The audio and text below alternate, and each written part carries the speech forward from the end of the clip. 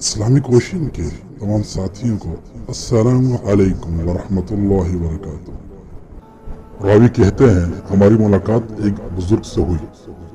جب ہم عشاء کی نماز پڑھ چکے تو بزرگ نے فرمایا کچھ کھاؤ گے؟ میں نے کہا جی ہاں۔ فرمایا غار کے اندر درجہ میں چلے جاؤ اور جو ملے کھا لو۔ میں اندر گیا تو ایک پتھر پہ اخروٹ منکی، خرنوب، سیب، انجیر، یہ سب چیزیں ایک ایک طرف رکھی ہوئی پائیں۔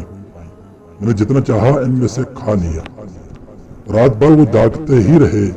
جب سحر کا وقت ہوا تو انہوں نے نماز وتر ادا کی، جو کچھ موجود تھا اس میں سے کھایا اور بیٹھے رہے، یہاں تک کہ صبح فجر کی نماز ادا کی اور بیٹھے ہی بیٹھے سو گئے، حتیٰ کہ آفتاب طلوع ہو کر بقدر 2 نیزوں کے بلند ہو گیا تو کھڑے ہوئے اور وضو کر کے غار میں داخل ہوئے۔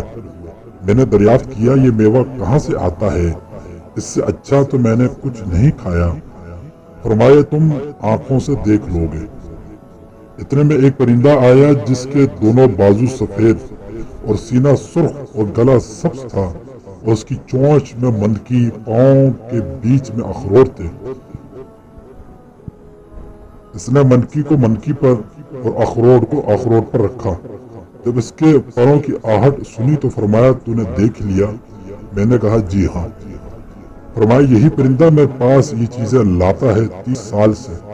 میں نے پوچھا دن میں کتنی بار آتا جاتا ہے؟ فرمایا 7 بار۔ میں نے حساب کیا تو 15 بار آیا اور گیا۔ میں نے ان سے ذکر کیا تو فرمایا تمہارے واسطے ایک بار زیادہ لاتا ہے، اور ان کا لباس ایک چھال کا تھا جو کیلے کے مسل تھا۔ میں نے پوچھا یہ کہاں سے آپ کے پاس آتا ہے؟ فرمایا یہی پرندہ عاشورہ کے روز 10 ٹکڑے اس چھال کے لاتا ہے۔ میں اس کا کتا یا پاجامہ بنا لیتا ہوں۔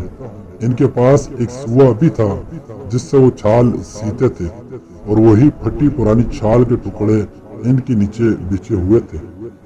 اور ان کے پاس ایک پتھر تھا جس پہ پانی ڈال کر اس کا پانی بالوں پہ ملا جاتا تو بال اکھڑ جاتے۔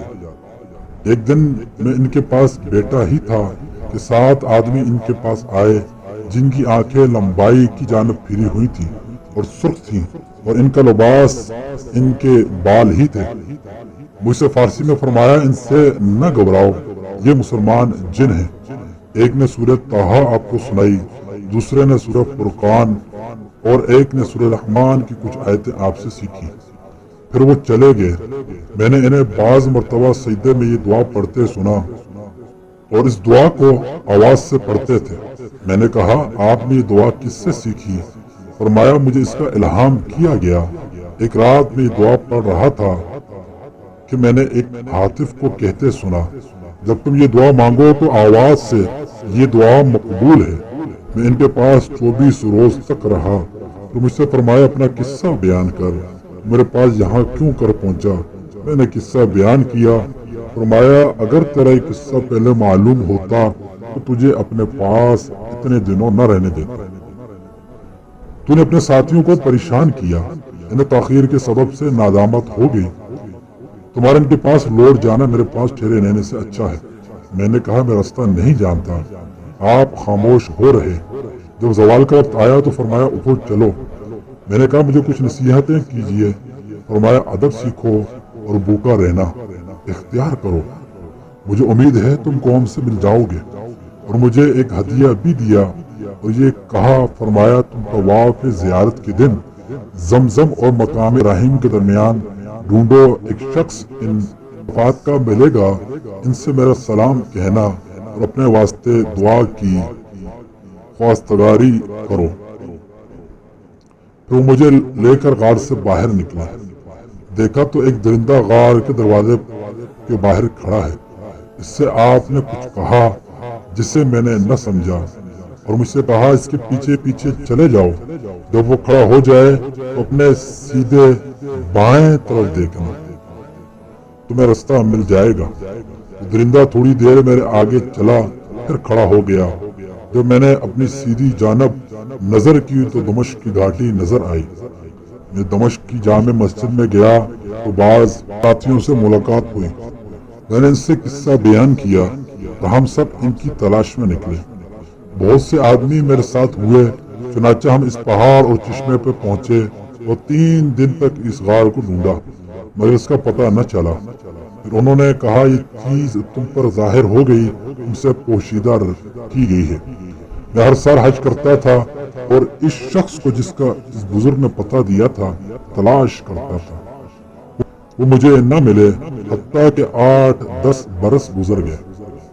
اس کے بعد میں نے اس شخص کو جن کا پتہ اس بزرگ نے دیا تھا زمزم اور مقام ابراہیم کے درمیان بعد عصر کے پایا۔ میں نے انہیں سلام کیا، انہوں نے جواب دیا۔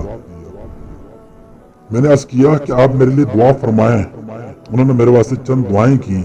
پھر میں نے کہا ابراہیم کرامانی آپ کو سلام کہتے ہیں۔ انہوں نے دریافت کیا کہ تم نے انہیں کہاں دیکھا؟ میں نے کہا وہ کوہ لبنان پر۔